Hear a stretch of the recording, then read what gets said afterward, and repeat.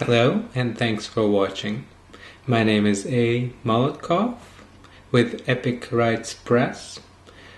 I am presenting my short story, A New Home, published by Epic Rights Press in their Killer Ink magazine, number 9. A New Home. I had been bodiless for too long. It was time to obtain a body.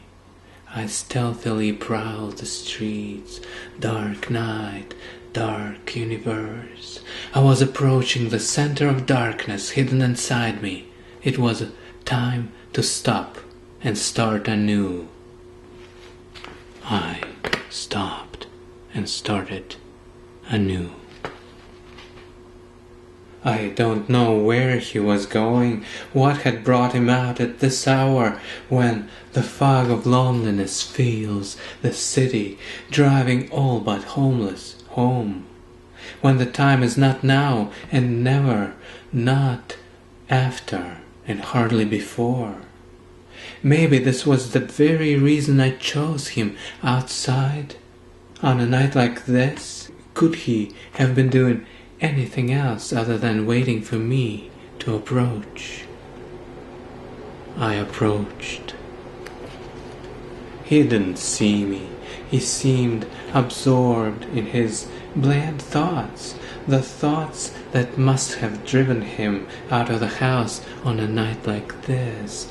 The moon's night off, a handful of dispersed light swallowing the street. He was walking slowly and steadily, like someone who knows exactly what they're doing. I had to follow him. I followed him. He didn't hear me. No one does. He just walked, stooped, his back hopeless, his hair shuffled by a non-existent wind. He passed through the park, I behind him. He walked down another lonely street, I behind him. He turned into a small one. I knew I had to do what I had to do. I did what I had to do. Now I knew more about him, more sad information, an additional burden that came with the body. I walked further in the direction he had been leading in. I knew where to go. His past became my past. His future became my future, up until the time when it would again separate and float freely like a breeze, ever in search of its place under the sun. Until then. But then hadn't happened yet. The time was now. I walked. It felt strange to walk, something I hadn't done for such a long time, and yet his muscles still remembered how to do it. It made me wonder just how much of me was me, and how much was him. Maybe he was more than I, but I was in the center of he, invisible to the world, a masterpiece of mimicry. I approached his house. The lights were on.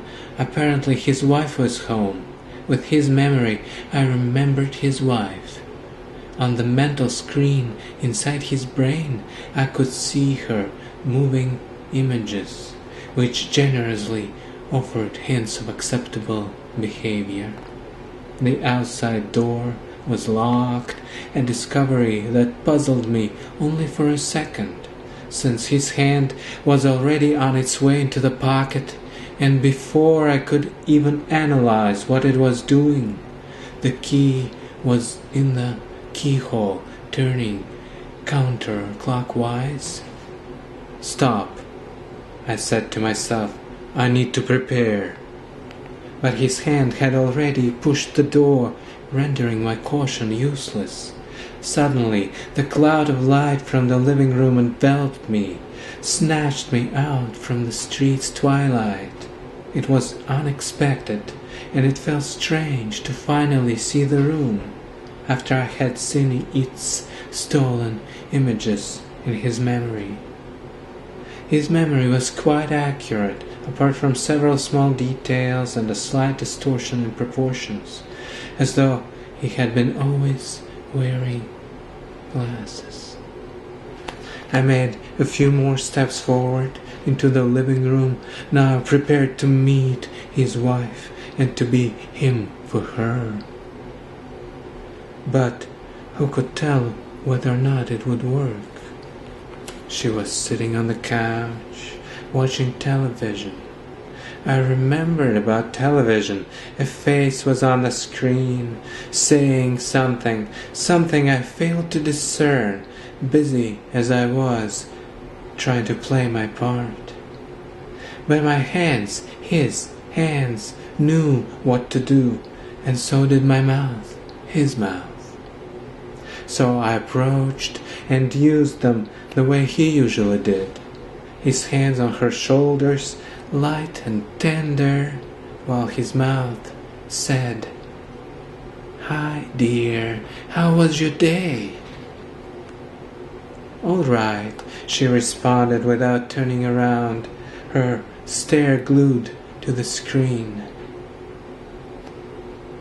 "And yours?"